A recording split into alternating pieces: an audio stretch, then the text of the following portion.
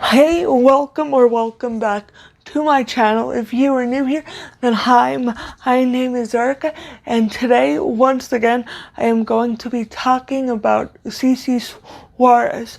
Now, if you don't know who CC Suarez is, I do have another video on her, so if you would like, go check out that before watching this, but if you know who she is, then you don't really have to watch that.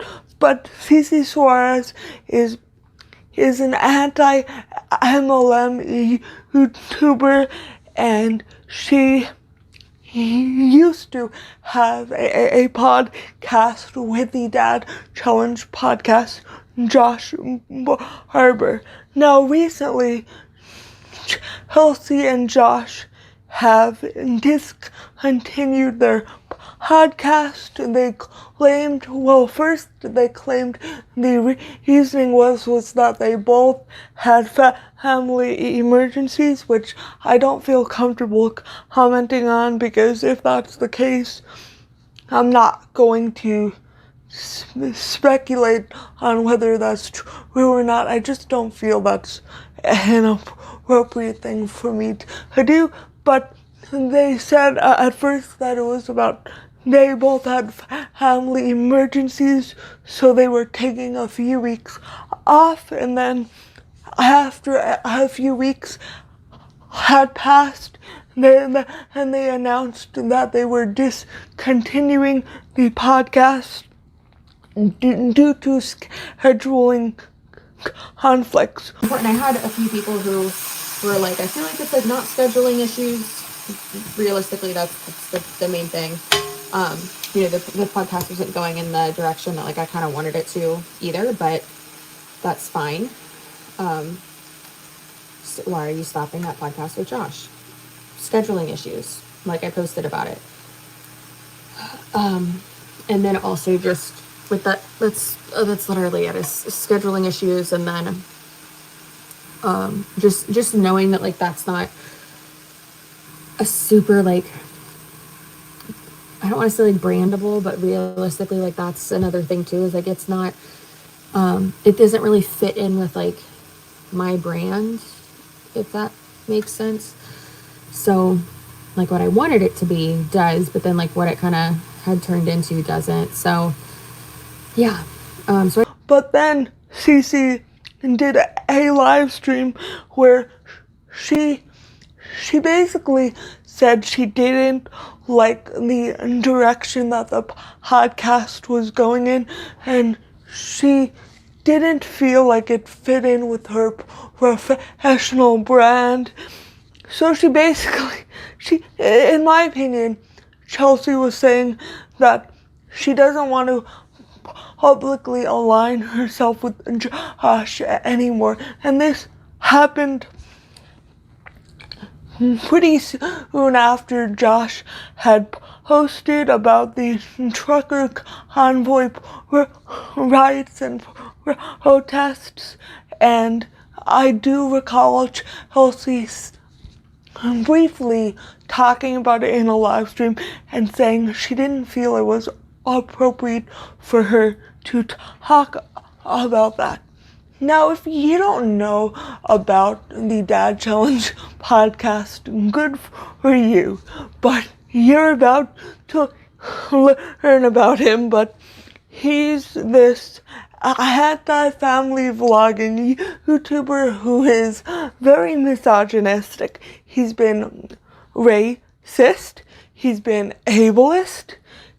He's just said gross things. He's been fatphobic.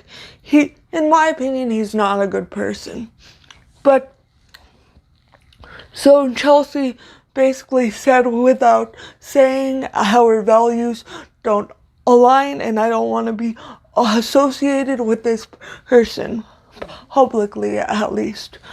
And then a few days ago now, Chelsea posted a video reacting to somebody in an MLM, as she typically does, and she was saying that this person's upline was saying that she isn't responsible for her downlines, words, and actions because this person said horrific things, so the upline did not want to be associated with these words and actions. And so Chelsea said, I agree with that.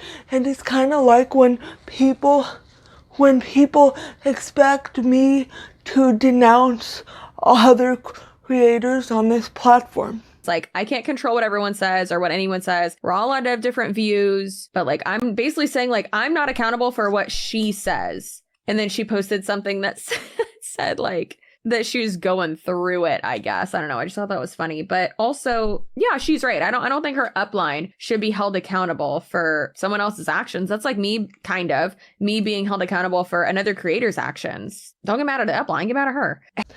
Now, I don't know if she was talking about Josh. I assume she was, because that is the one person she associates with that she gets a lot of backlash for, because I even noticed on the post when she announced that she was no longer doing the podcast, a lot of her fans were like, oh, good, because I don't like Josh. I think he's a misogynist, and I'm very uncomfortable with a lot of the things he says and does.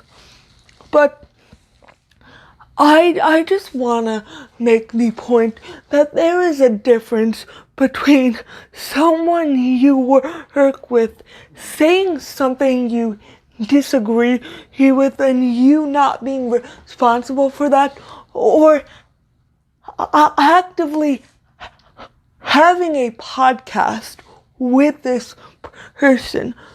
Because when you're a public figure, who you associate with tends to be a reflection of who you are. And more than just associate. Like, it's one thing to comment on somebody's post once in a while. But if you have a podcast with this person and you are connecting your brands, then I think it's fair to want to know whether you support their behavior or not, because most people would assume if you have a podcast with someone that they agree with this person, and not only just agree, but they're okay with their actions and their words, and they don't want to distance themselves from that. So I think there's a big difference between the person in the MLM saying they didn't want to, that they had no control over their downlines, words, and actions, and then Chelsea then using that to be like, yeah, and I'm not responsible for the person that I've chosen to have a podcast with, and they've done and said some really problematic and really harmful things, but don't blame me for that because I can't control him.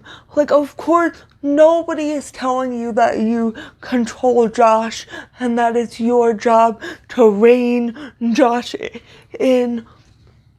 But if you're a public figure and you have a podcast with someone who is extremely problematic and is harming people, then I think you have a duty to condemn that behavior.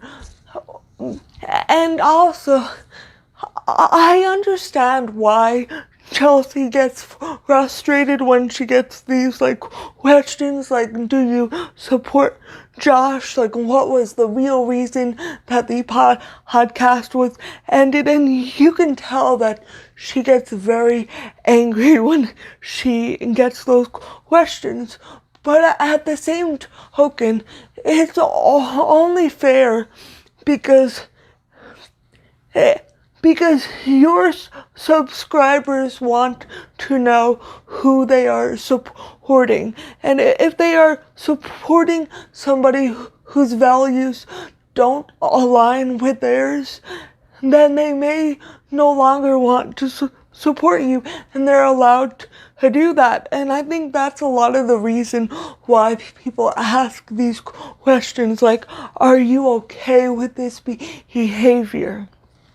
Because they want to know if you co-sign this horrific behavior that this person is displaying. And again, that's just my opinion. I know a lot of people don't agree, and that's perfectly fine, and you can write that in the comments down below. But this was something I was saying to my mom.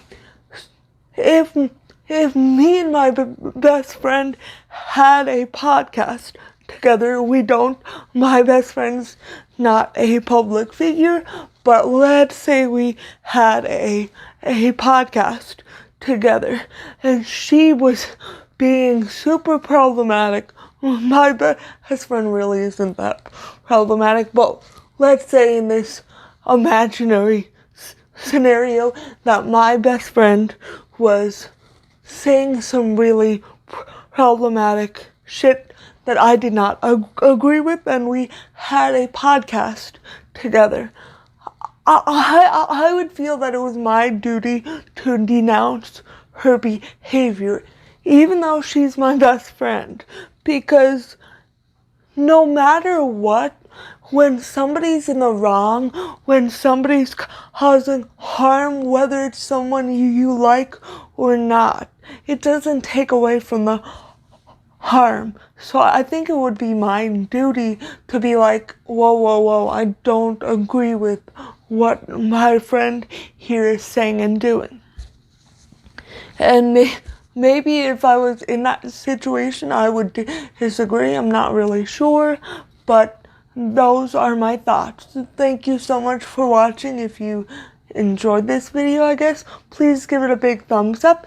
And if you have not already and you would like to see more of my content, please consider hitting that subscribe button. Thank you so much for watching, and I hope to see you again next time.